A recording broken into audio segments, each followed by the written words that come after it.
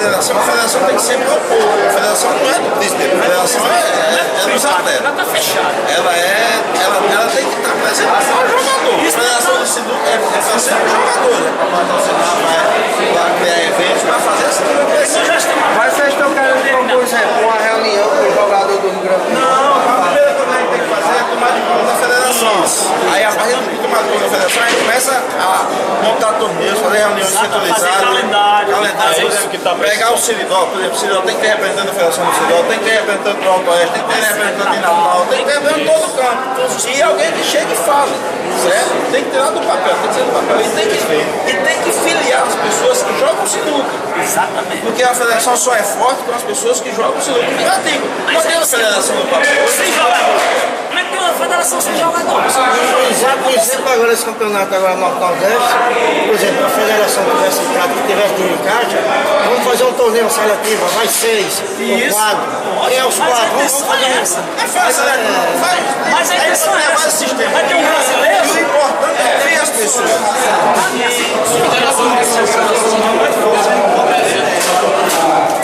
Os jogadores vão ver, ou seja, a federação em última hora foi resolvendo esse problema que tem que resolver. Atualmente, eu recebi um e-mail, eu como vice-presidente do Nordeste, eu recebi um e-mail que aí mostra que a federação não vai dar de frente, não pode apresentar ninguém para o brasileiro agora.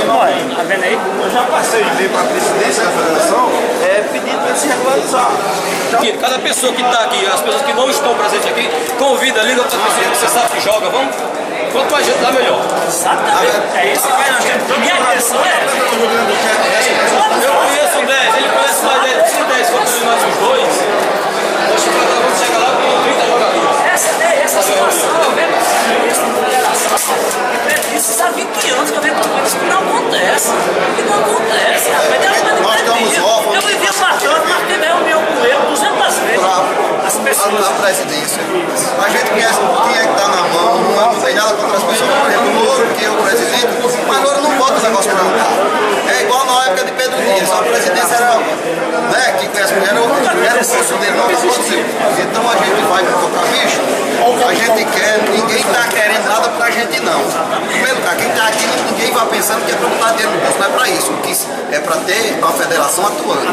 Então a gente vai lá, bicho, tu não tem condições de lutar. Seria muito bom se você tivesse condições de lutar para atuar, mas tu não está tendo condição, então vamos dar para quem quer lutar. Certo? E é como nós falamos, eu estarei fazendo parte da chapa com certeza, desde que o Osmar esteja na frente. Se o Osmar for o presidente, eu garanto me empenhar para fazer mais coisas. A gente vai marcar uma reunião lá em Natal, com a federação, para a gente ver isso aí. Aí você conversa, porque o ideal é todo mundo junto.